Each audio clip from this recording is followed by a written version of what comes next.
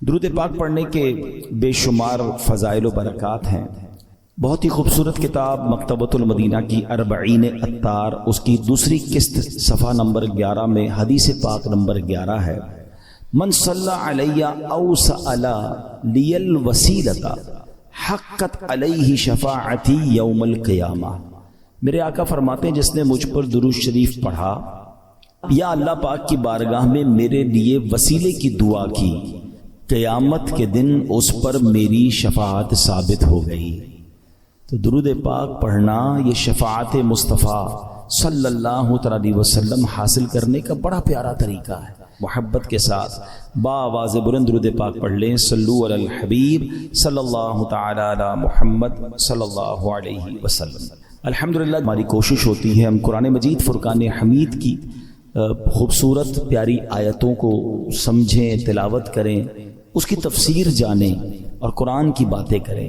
آج ایک بنی اسرائیل کی عجیب و غریب بیماری کا ذکر سنیں گے۔ اللہ نے قرآن مجید میں اس کو بیان کیا اور بدقسمتی سے وہ بیماری، وہ ڈیزیز آج ہمارے درمیان بھی پائی جاتی ہے۔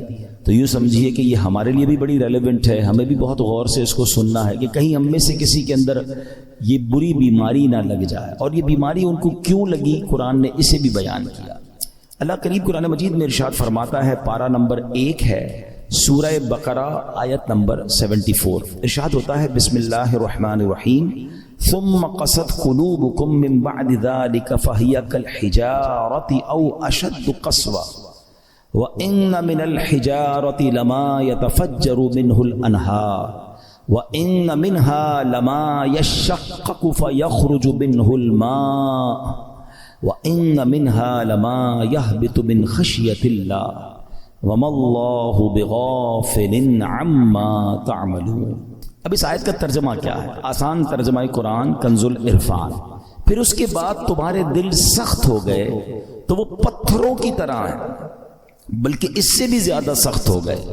اور پتھروں میں کچھ تو وہ ہیں جن سے ندیاں بہہ نکلتی ہیں، اور کچھ وہ ہیں کہ جب پھٹ جاتے ہیں تو ان سے پانی نکلتا، اور کچھ وہ ہیں جو اللہ کے ڈر سے گر پڑتے ہیں، اور اللہ تمہارے اعمال سے ہرگز بے خبر نہیں۔ یہ جو آخری آیت کا حصہ ہے نا، یہ تو سمجھ لیں یہاں لکھا ہونا چاہیے۔ کیا فرمایا؟ وَمَا اللَّهُ بِغَافِلٍ عَمَّا تَعْمَلُونَ۔ جان لو کہ اللہ تمہارے اعمال سے ہرگز بے خبر نہیں ہے۔ جو کچھ ہم کر رہے ہیں نا، سب اللہ دیکھ رہا ہے۔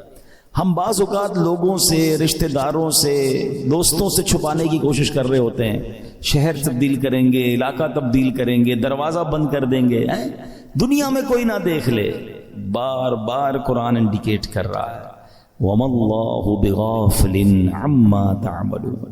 اللہ تمہارے اعمال سے ہرگز بے خبر نہیں، وہ دیکھ رہا ہے۔ تو کاش یہ خیال دل میں راسخ ہو جائے کہ میں جو کچھ کرتا ہوں، اچھا کر رہا ہوں یا برا کر رہا ہوں، رب دیکھ رہا ہے۔ اچھے کام میں بھی اچھا عجیب ہیں ہم لوگ نا، برے کام میں لوگ نہ دیکھ لیں اس کی ٹینشن، اچھے کام میں لوگ کیوں نہیں دیکھ رہے اس کی ٹینشن، کسی طرح لوگوں تک پہنچا دوں کہ میں نے کوئی اچھا کام کیا ہے۔ اگر یہ ذہن بن جائے نا کہ دنیا دیکھے نہ دیکھے، اللہ دیکھ رہا ہے، اچھا کروں گا تو اجر اسی سے لینا ہے، اور اللہ نہ کرے برا کروں گا تو سزا بھی اسی نے دینی ہے، تو خیال تو اس کا زیادہ ہونا چاہیے نا، خیال دنیا والوں کا ہے۔ تو بہرحال اب آتے ہیں اس بیماری اور اس آیت کی طرف۔ اس آیت میں قرآن کریم فرقان حمید نے کیا ارشاد فرمایا؟ ثم قست قلوبکم من بعد ذلک، پھر اس کے بعد تمہارے دل سخت ہو گئے۔ یہ کس کی بات ہو رہی ہے؟ بنی اسرائیل کا ذکر ہو رہا ہے۔ ان پر بڑے انعامات ہوئے، بڑی مہربانیاں کی گئیں بنی اسرائیل پر، شکر کی بجائے یہ نافرمانی کرتے تھے۔ فرعون سے اللہ نے نجات دی، پھر انہوں نے ناشکری کی، تورات عطا کی، پھر ناشکری کی، بچڑے کی پوجا کی، اللہ نے اس میں توبہ کی توفیق دے دی، پھر ناشکری کی، 70 افراد کو کوہ طور پر بلایا، انہوں نے پھر ناشکری کی، انہیں منو سلوہ عطا کیا، پھر ناشکری کی، انہیں قدرت کی نشانیاں دکھائیں، پھر ناشکری کی۔ اللہ پاک کی نافرمانیوں میں مصروف رہے، ایک کے بعد ایک نافرمانی، ایک کے بعد ایک گناہ کرتے رہے، یہاں تک کہ ان کے دل سخت ہو گئے۔ مگر اب قرآن کیا کہتا ہے؟ کتنے سخت ہوئے؟ فَهِيَ كَالْحِجَارَةِ، تو وہ پتھروں کی طرح ہو گئے۔ پتھر کتنا سخت ہوتا ہے سمجھیے گا یاد رکھیے سختی کی اور بھی چیزیں ہوتی ہیں. لوہا بڑا سخت ہوتا ہے, لکڑی بڑی سخت ہوتی ہے, مگر لوہا آگ سے نرم ہو جاتا ہے, لکڑی پانی سے نرم ہو جاتی ہے, مگر پتھر کتنا سخت ہوتا ہے, نہ گرمائش میں پگھلتا ہے. ہتھوڑے مار مار کے اس کا برادہ تو کر سکتے ہیں, چورا چورا کر سکتے ہیں, مگر نرم نہیں کر سکتے. تو قرآن نے مثال کیا دی کہ دل پتھر سے سخت ہو گئے. اچھا پھر کہا او اشد قسوہ, پتھر سے بھی زیادہ سخت ہو گئے. اللہ اکبر. ان دلوں کا عالم کیا ہوگا کہ جن کو قرآن کہہ رہا ہے کہ تمہارے دل پتھر جیسے سخت, بلکہ اس سے بھی زیادہ سخت ہو گئے. اللہ اکبر. اے میرے پیارے اسلامی, حالانکہ پتھر کی ایک اور تعریف قرآن خود آگے بیان فرما رہا ہے, وَإِنَّ مِنَ الْحِجَارَةِ لَمَا يَتَفَجَّرُ مِنْهُ الْأَنْهَارُ. پتھر میں تو کچھ وہ ہیں جن سے ندیاں بہتی ہیں. وَإِنَّ مِنْهَا لَمَا يَشَّقَّقُ فَيَخْرُجُ مِنْهُ الْمَاءُ. اور کچھ وہ ہیں جو پھٹ جائیں تو ان سے پانی نکلتا ہے. وَإِنَّ مِنْهَا لَمَا يَهْبِطُ مِنْ خَشْيَةِ اللَّهِ. اور کچھ وہ ہیں جو اللہ کے ڈر سے گر پڑتے ہیں, یعنی پتھر بھی اللہ کا خوف کرتے ہیں. پھر فرمایا وَمَا اللَّهُ بِغَافِلٍ عَمَّا تَعْمَلُونَ. اور اللہ تمہارے اعمال سے ہرگز بے خبر نہیں. اب یہاں بڑی یونیک معلومات اسٹونز کے بارے میں, پتھر کے بارے میں قرآن نے کیا فرمایا, پتھر چاہے کتنے سخت ہوں اللہ کے نافرمان نہیں ہوتے, یہ بھی پھوٹ پڑتے ہیں, ان سے بھی چشمے جاری ہوتے ہیں, خوف خدا کے سبب بڑی بڑی چٹانیں, بڑے بڑے پتھر لڑک جاتے ہیں. لیکن گناہگاروں کے دل جب سخت ہو جائے نا تو وہ اتنے سخت ہوتے ہیں کہ وہ پتھر سے بھی زیادہ سخت ہو, ان پر کوئی بات اثر نہیں کرتی. اللہ کا حکم سن کر یہ زیر نہیں ہوتے, عذاب کا تذکرہ سن لیں تو ان پر خوف طاری نہیں ہوتا, جنت کی نعمتوں کا سن لیں پھر بھی دل مائل نہیں ہوتا. اے میرے پیارے اسلامی بھائیوں, غور کیجئے, آج کے دور میں بھی بعض اوقات ایسے بندے دکھتے ہیں کہ جن کے دل سخت ہو جاتے ہیں. اور سختی کی قرآن نے وجہ جو تفسیر میں ہم نے سنی کہ گناہ پر گناہ, ایک کے بعد ایک دوسرا گناہ. حدیثوں میں یہ مضمون ملتا ہے کہ بندہ جب ایک گناہ کرتا ہے نا تو اس کے دل پر ایک نقطہ لگ جاتا ہے, بلیک ڈاٹ. دوسرا گناہ کرتا ہے پھر دوسرا نقطہ, تیسرا کرتا ہے تیسرا نقطہ, ایک وقت آتا ہے پورا دل ہی کالا ہو جاتا ہے. اب ہدایت کی کوئی بات اثر نہیں کرتی ہے.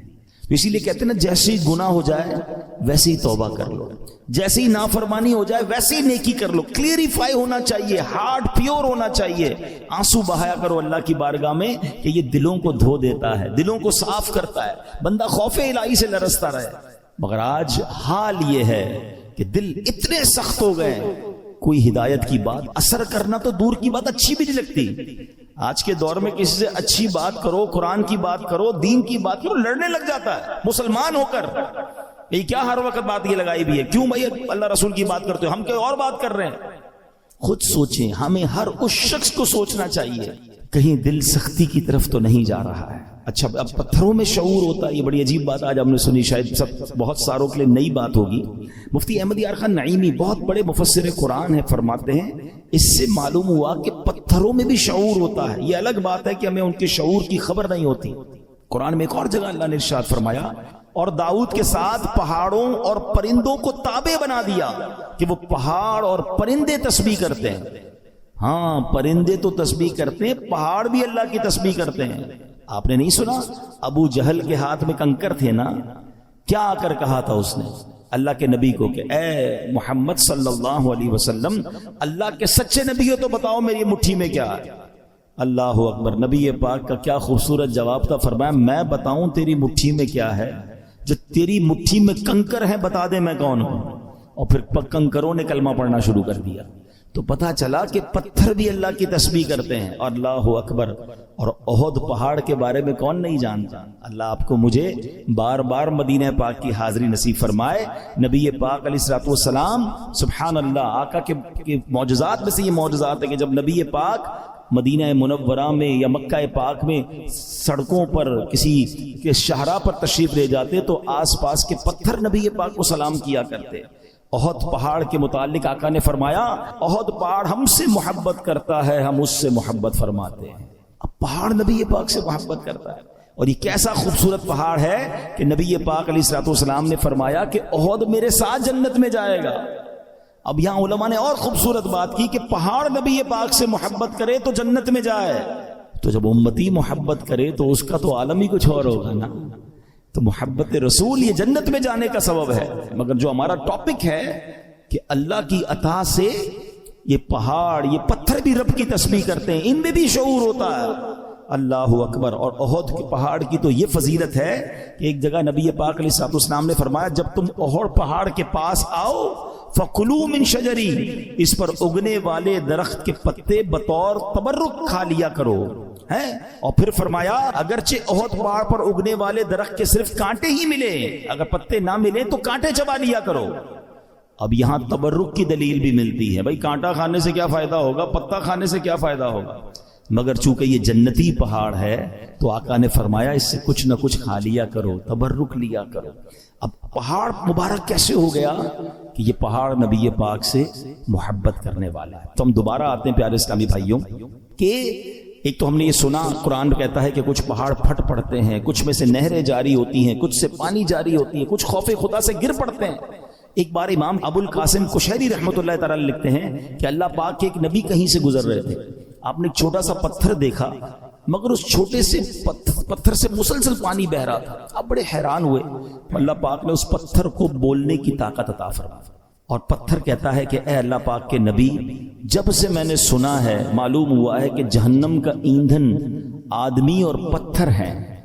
قرآن کہتا ہے نا اے ایمان والو اپنے آپ کو اپنے گھر والوں کو جہنم کی آگ سے بچاؤ جس کا ایندھن آدمی اور پتھر ہے. تو ہم آدمیوں پر تو پتہ نہیں اثر ہوا نہیں ہوا, وہ پتھر کہتا ہے جب سے مجھے معلوم ہوا ہے کہ جہنم میں پتھر ڈالے جائیں گے جب سے میں رو رہا ہوں, جب سے خوف خدا کی حالت سے میری حالت بری ہے, اور یہ جو میرے اندر سے اب پانی نکلتا دیکھ رہے ہیں یہ خوف خدا کے باعث ہے. آپ اللہ کے نبی تھے, آپ نے اللہ کی بارگاہ میں دعا کی اور اللہ پاک نے یا اللہ اس پتھر کو جہنم سے محفوظ فرما دو. دعا قبول ہو گئی. آپ چلے گئے کہیں, واپس آئے تو پھر اس پتھر سے پانی نکل رہا تھا. تو آپ نے کہا کہ اب تو تمہیں جہنم سے آزادی کی خوشخبری مل گئی, پھر کیوں رو رہے ہو؟ پتھر کو اللہ نے پھر قوت گویائی دی. کہتا ہے ذالک کان بکاء الحزن والخوف وہذا بکاء الشکر والسرور. کہتے حضور پہلے جو آنسو تھے وہ غم اور تکلیف کے تھے, اب جو آنسو ہیں وہ خوشی کے آنسو ہیں کہ اللہ نے جہنم سے آزاد کر دیا. تو یہ اللہ کی مخلوقات ہیں. اللہ پاک, یہ دنیا میں ہر طرف رب کا ذکر ہو رہا ہے. یہ اشرف المخلوقات کہلانے والا ہی غافل ہو جاتا ہے. حالانکہ ہم مجھے اور آپ کو بنایا ہی اللہ کی عبادت کے لیے. دیکھیں نا, ہر چیز کے بارے میں ہم یہ جاننے کی کوشش کرتے ہیں what is the reason of the creation. Mobile کیوں بنا ہے؟ بات کرنے کے لیے بنا. اگر اس میں بات کرنے کی صلاحیت ختم ہو جائے, کوئی فنکشن نہ چلے, کیا کریں گے؟ موبائل کا گاربیج کر دیں گے نا. پین کیوں چلتا ہے؟ پین کیوں بنا؟ لکھنے کے لیے. لکھنا ہی نا, انک ختم ہو جائے کیا کرتے ہو؟ پھر بھی لگاتے ہو, پھینک دیتے ہیں. جو چیز جس لیے بنائی گئی اگر وہ کام نہ کرے تو اسے ڈسپوز کر دیا جاتا ہے. ہمیں کیوں بنایا گیا ہے؟ کبھی سوچا آپ نے؟ قرآن بتائے گا نا. ہمیں بنایا اللہ نے تو اللہ ہی فرمائے گا نا کیوں بنایا, واٹ از دا ریزن. قرآن میں رب فرماتا ہے وما خلقت الجن والانس الا لیعبدون. ہم نے نہیں بنایا انسان اور جنات کو, بس دیر از اونلی ون ریزن, الا لیعبدون. ہم نے اپنی عبادت کے لیے بنایا. یعنی میں اور آپ بنے اللہ کی عبادت کے لیے, کام کچھ اور کر رہے ہیں. نمازیں ہماری قضا ہو رہی ہیں, روزے بہت بڑی تعداد میں لوگ نہیں رکھ رہے, اللہ کی عبادت سے دور, حالانکہ بنایا اس لیے گیا. اور یہ پتھر کا واقعہ آپ نے سنا کہ یہ اس لیے رو رہا ہے کہ کہیں جہنم میں ڈال نہ دیا جائے. کبھی ہمارے آنسو بہے, کبھی ہمیں یہ خیال آیا کہ کہیں مجھے جہنم میں نہ ڈال دیا جائے, کہیں مجھے ایندھن نہ بنا دیا جائے جہنم کا. اللہ اکبر. اب آئیے بیان میں, جیسے میں نے شروع میں کہا کہ ایک بیماری کا ذکر ہوگا, اللہ اس بیماری سے بچائے, اور وہ بیماری ہے دل کی سختی. کیا کہا قرآن نے؟ ثم قست قلوبکم من بعد ذلك فہی کالحجارۃ او اشد قسوہ. پھر اس کے بعد تمہارے دل سخت ہو گئے تو وہ پتھروں کی طرح ہیں, بلکہ ان سے بھی زیادہ ہیں. اب دل کتنا اہمیت, کتنا امپورٹنٹ پارٹ ہے ہماری باڈی کا. پیارے آقا علیہ الصلوۃ والسلام حدیث پاک میں ایک جگہ ارشاد فرماتے ہیں جسم میں ایک خون کا لوتھڑا ہے, وہ ٹھیک ہو جائے سارا جسم ٹھیک ہو جائے گا, اور جب وہ لوتھڑا بگڑ جائے نا تو سارا جسم بگڑ جاتا. اور سن لو, وہ لوتھڑا, وہ پارٹ آف دا باڈی بدعہ کیا ہے؟ وہ قلب ہے, وہ دل ہے. تو دل کا خیال میڈیکلی تو لوگ رکھ رہے ہیں, یار کولیسٹرول نہ ہو جائے, ہارٹ اٹیک نہ ہو جائے, بلڈ پریشر نہ ہو جائے, والوز بند نہ ہو جائیں, وینز کھلی رہیں, بڑا خیال ہے. ٹھیک ہے، یہ تو ظاہری اس دل کی کیفیت ہے نا، مگر اگر اس دل میں ایمان ہی نہ ہو، اس دل میں معاذ اللہ سختی آ جائے، ہدایت کی کوئی بات ہی اثر نہ کرے، یہ دل معاذ اللہ غیبت، چغلی، بغض، کینہ، تکبر اور برائیوں کی آماجگاہ بن جائے تو یہ تو برباد کر دے گا نا، ایمان برباد کر دے گا۔ ہمیں جان لینے والے مرض کا ڈر ہے، ہم ڈسکس بھی کرتے ہیں، ڈاکٹر کے پاس بھی جاتے ہیں، ٹیسٹ بھی کراتے ہیں، جناب بتائیں ہارٹ اٹیک نہ ہو، میری باڈی ٹھیک رہے، کتنی ایکسرسائز کرنی ہے، everybody talk about it. وہ کیوں؟ کہ جان چلی جائے گی نا۔ مگر مجھے بتاؤ، جان جانا زیادہ خطرناک ہے یا ایمان جانا زیادہ خطرناک ہے؟ جان تو ویسے ہی جانی ہے، آج نہیں تو کل چلی جائے گی، مرنا تو ہے ہی، اس سے تو کوئی نہیں بچ سکتا، مگر ایمان سلامت لے کر قبر میں جانا یہ زیادہ ضروری ہے نا۔ تو یہ حدیث بھی بتا رہی ہے، قرآن کی آیت بھی بتا رہی ہے کہ دل صاف ہونا چاہیے، دل اللہ کی رحمتوں کے نزول کی جگہ ہونی چاہیے، مگر جن کے دل سخت ہو گئے ہیں وہ غور کریں۔ اب آئیے میرے پیارے اسلامی بھائیوں، حدیث پاک، یہ دل کی سختی سزا کتنی بڑی ہے۔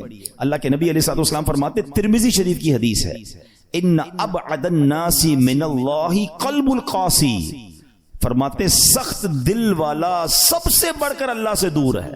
Nobody talk about it، کوئی بات ہی نہیں کرتا، ارے دل سخت ہے، یہ دل نرم ہے، اگر دل سخت ہو گیا نا تو پھر اللہ سے سب سے زیادہ دور وہ ہو جائے گا۔ حضرت مالک بن دینار جیسی عظیم ہستی کا فرمان سنو، فرماتے بندوں کو جو سزائیں دی جاتی ہیں ان میں سب سے بڑی سزا یہ ہے کہ بندے کا دل سخت کر دیا جاتا ہے۔ ہائے، نہ نماز میں دل لگے، نہ تلاوت میں دل لگے، نہ دعا میں آنسو بہیں ہیں، نہ ہدایت کی بات اچھی لگے، لوگ نعتیں سن کر رو رہے ہوتے ہیں اور ہم کہتے بند کرو یار مزہ نہیں آ رہا، یعنی کوئی اچھی بات دل پر اثر نہیں کر رہی، تو چیک کرو یار یہ دل سخت تو نہیں ہو گیا، دروازہ تو بند نہیں ہو گیا، یہ سب سے بڑی سزا ہے۔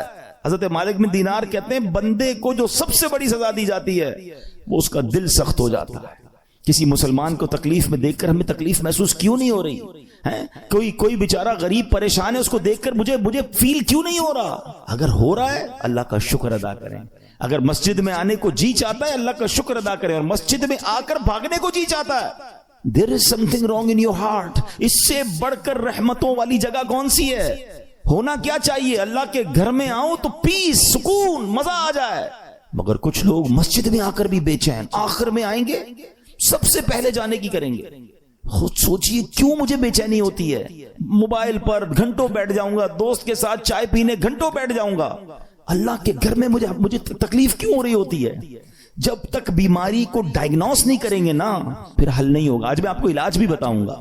اب آئیے دل کی سختی کے اسباب، واٹ از دا ریزن؟ نبی پاک علیہ الصلوۃ والسلام فرماتے ہیں ذکر اللہ کے علاوہ زیادہ کلام نہ کرو، بے شک زیادہ باتیں کرنا دل کو سخت کر دیتا ہے۔ یہ بہت جو بولتے رہتے ہیں نا، بہت بولتے رہتے ہیں، زیادہ باتیں نہیں، قلیل الکلام، اللہ کا ذکر کریں، تلاوت کریں، کم بولیں، کیونکہ زیادہ بولنے والا غلطیاں بھی زیادہ کرتا ہے نا، جھوٹ بھی نکل جائے گا، غیبت بھی نکل جائے گی، دل آزاری بھی ہو جائے گی، معاذ اللہ احساس نہیں ہوگا، علم نہیں ہوگا تو کلمہ کفر بھی نکل جائے گا۔ کم بولیں، سوچ کے بولیں۔ ایک جملہ سنا ہوگا آپ نے، پہلے تولو بعد میں بولو۔ ہم بول کے تول رہے ہوتے ہیں، پھر پچھتا رہے ہوتے ہیں، یار نہیں بولنا تھا، یار کیا بول دیا، یار مسئلہ ہو گیا، جھگڑا ہو۔ پہلے سوچ لیتے ہیں نا۔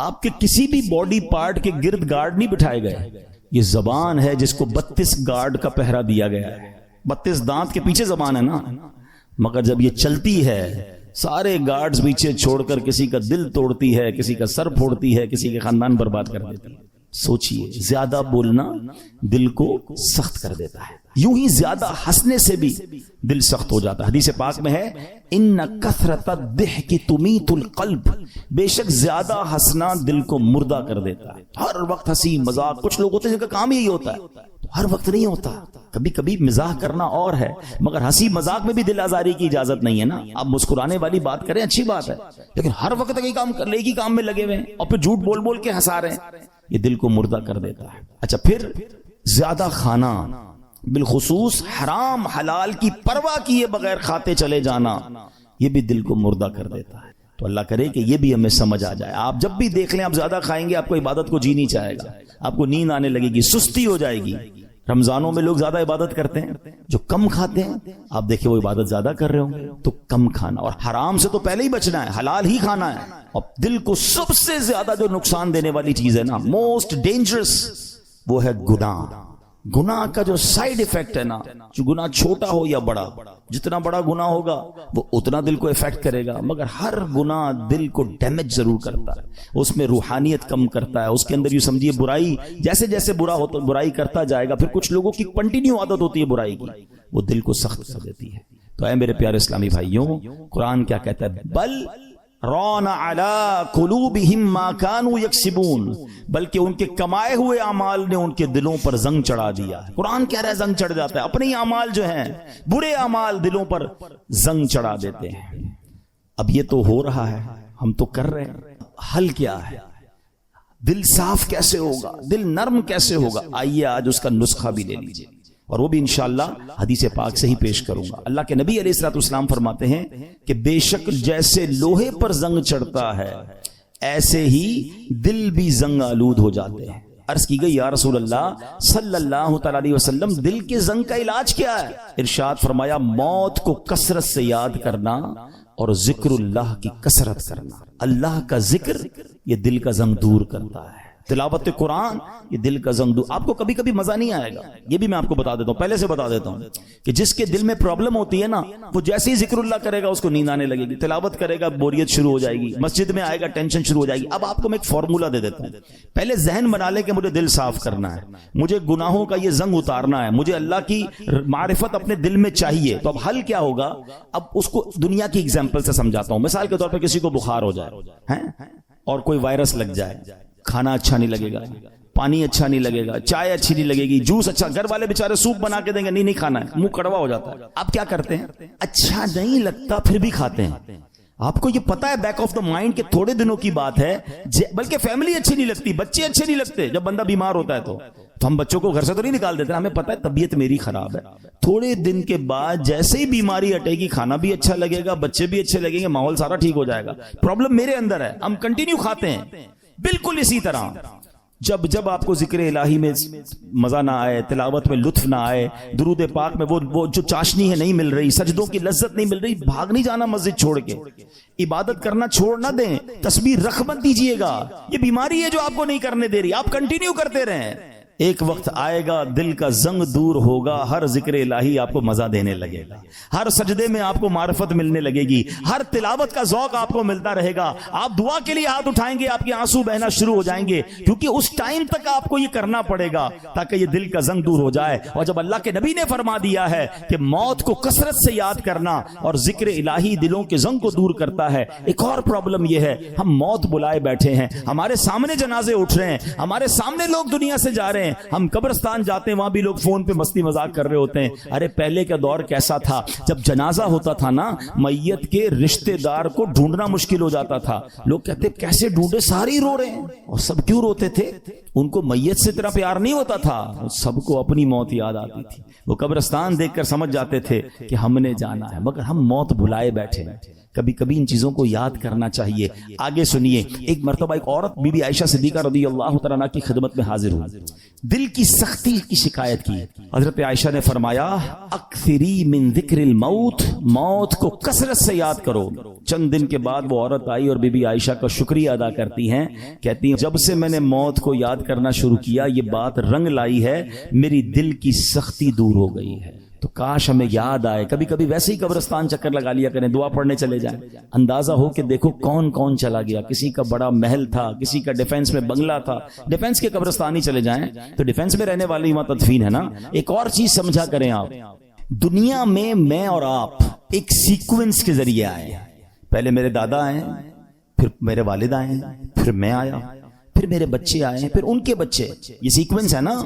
دنیا سے جانے کی یہ سیکوینس ضروری نہیں ہے، ایسا نہیں ہو کہ دادا ہی پہلے جائیں گے، ابو ہی بعد میں جائیں گے، پھر میں جاؤں گا، نہیں، دادا دنیا میں ہوتا ہے پوتا چلا جاتا ہے، والد ہوتا ہے جوان بیٹا چلا جاتا ہے۔ آپ نے نہیں دیکھا قبرستان جائیں نا، 15 سال کے بچے کی بھی قبر ملے گی، 5 سال کے بچے کی قبر بھی ملے گی، 75 سال کے بوڑھے کی قبر بھی ملے گی۔ اٹ مینز میں بھی کبھی بھی جا سکتا ہوں۔ اچھا، ہم میں سے کئیوں کو قبرستان کی دعا یاد ہوگی، کتنی میننگ فل دعا ہے، مگر سمجھے تو نا کیا دعا ہے؟ السلام علیکم یا اہل القبور یغفر اللہ لنا ولکم وانتم سلفنا ونحن بالاثر۔ مشکات شریف حدیث کی دعا، پیارے آقا یہ دعا کیا کرتے، معنی کیا ہے؟ السلام علیکم یا اہل القبور، اے قبر والو تم پر سلامتی ہو۔ پھر کیا فرمایا؟ یغفر اللہ لنا ولکم، اللہ تمہاری اور ہماری مغفرت فرمائے۔ مگر جو اگلا جملہ ہے نا، انتم سلفنا ونحن بالاثر، تم پہلے چلے گئے ہو، ہم بعد میں آنے والے۔ کاش یہ بات سمجھ آ جائے کہ میرا ٹھکانہ وہی ہے، جانا ادھر ہی ہے۔ کون سی ترم خانی کام آئے گی، کون سا جاہو جلال کام آئے گا، کون سے پیسے کام آئیں گے، کون سی پراپرٹی کام آئے گی، سب کچھ ادھر رہ جائے گا۔ اعمال کام آئیں گے۔ 2 گز کی قبر ہے، اربوں پتی کو بھی لٹھے کا کفن ہے، اور فٹ پاتھ پر مرنے والے کو بھی وہی کفن ہے۔ یہ میرا لباس ہوگا، یہ میری قبر ہوگی۔ تو موت کو کثرت سے یاد کرنا یہ دل کو نرم کر دیتا ہے، یہ اس دل کی سختی کو دور کرتا ہے۔ اللہ اکبر۔ استغفار جہاں گناہوں کی معافی ہے نا، وہاں یہ بہت سارے مسائل کے حل کی کنجی بھی ہے۔ آپ اگر پرابلم میں ہیں، روزی کے مسائل ہیں، اولاد نہیں ہو رہی ہے، یا کوئی بھی پرابلم ہے، ایک واقعہ سنیے۔ امام حسن بصری رحمۃ اللہ تعالی، بہت بڑے بزرگ ہیں، ایک شخص آیا آ کر کہتا حضور قحط کی پوزیشن آ گئی ہے، بارش نہیں ہو رہی، دعا فرمائیں کہ وظیفہ عطا فرمائیں۔ آپ نے فرمایا استغفار کرو، وہ چلا گیا۔ اچھا ایک بزرگ بیٹھے تھے ان کے پاس، حضرت ربیع بن صبیح رحمۃ اللہ، وہ دیکھ رہے تھے۔ دوسرا بندہ آیا، کہتا حضور تنگ دستی ہے، کاروبار میں ڈاؤن ہے، رزق میں تنگی ہے۔ آپ نے فرمایا استغفار کرو۔ پھر تیسرا شخص آیا، کہتا حضور اولاد نہیں ہو رہی ہے، حصول اولاد کے لیے وظیفہ لینا ہے، فرمایا استغفار کرو۔ چوتھا بندہ آیا، وہ کہتا ہے کہ حضور میرے باغ میں فصلوں میں پیداوار کی کمی ہے، فرمایا استغفار کرو۔ حضرت ربیع بن صبیح کہتے ہیں حضور پہلا بندہ الگ پرابلم لے کر آیا، دوسرا الگ، تیسرا الگ، چوتھا الگ، چاروں کو ایک ہی وظیفہ، استغفار استغفار۔ ہائے ہائے، بڑوں کی بڑی باتیں ہیں۔ قرآن میں بھی پڑھتا ہوں، قرآن آپ بھی پڑھتے ہیں، مگر دیکھو اللہ والے کیسے پڑھتے ہیں۔ کیا خوبصورت جواب دیا آپ نے۔ آپ فرماتے ہیں سورہ نوح پارہ 29 آیت نمبر 10 سے 12 کی آپ نے تلاوت فرمائی۔ اب ذرا قرآن سنیے گا۔ بسم اللہ الرحمن الرحیم، استغفروا ربکم انہ کان غفارا یرسل السماء علیکم مدرارا ویمددکم باموال وبنین ویجعل لکم جنات ویجعل لکم انہارا۔ سبحان اللہ۔ ذرا سنیے گا، اپنے رب سے معافی مانگو۔ استغفروا ربکم انہ کان غفارا، بے شک وہ بڑا معاف کرنے والا ہے۔ اب دے گا عطا، کیا فرمائے گا؟ یرسل السماء علیکم مدرارا، وہ تم پر موسلا دھار بارش بھیجے گا۔ وَيُمْدِدْكُمْ بِأَمْوَالٍ وَبَنِينَ وَيَجْعَلْ لَكُمْ جَنَّاتٍ وَيَجْعَلْ لَكُمْ أَنْهَارًا، فرمایا اور مالوں اور بیٹوں سے تمہاری مدد فرمائے گا، اور تمہارے لیے باغات بنا دے گا، اور تمہارے لیے نہریں بنائے گا۔ باغات بھی بڑھ رہے ہیں، اولاد بھی عطا ہو رہی ہے، مال بھی بڑھ رہا ہے، بارش بھی ہو رہی ہے۔ کس چیز سے؟ استغفار سے۔ تو استغفار یہ آپ کے بہت سارے پرابلمز کا حل ہے، مسائل کا حل ہے۔ بس اپنی زبان استغفار سے تر رکھیں۔ اچھا پھر اس میں تھوڑی سی شرمندگی بھی ہو، ایسا نہیں کہ استغفار بھی ہو رہا ہے اور دماغ کہیں اور ہے، مسکرا بھی رہے ہیں، ہنس بھی رہے ہیں، اور استغفر اللہ، کسی سے معافی مانگتے ہوئے ہنستا ہے کیا بندہ؟ استغفر اللہ ربی من کل ذنب واتوب الیہ، یا اللہ میں اپنے سارے گناہوں سے تجھ سے معافی مانگ رہا ہوں۔ بہت سارے استغفار کے سیکھے ہیں۔ استغفر اللہ العظیم من کل ذنب عظیم، اے اللہ میں تجھ سے استغفار کرتا ہوں، وہ رب جو بہت عظیم ہے، اپنے سارے بڑے گناہوں سے میں استغفار کرتا ہوں۔ الگ الگ سیغوں سے اللہ کی بارگاہ میں استغفار کریں۔ ہو سکے تو کبھی گناہ یاد آئیں تو آنسو بھی بہہ رہے ہوں، مگر یہ استغفار اللہ کو بڑا پسند ہے۔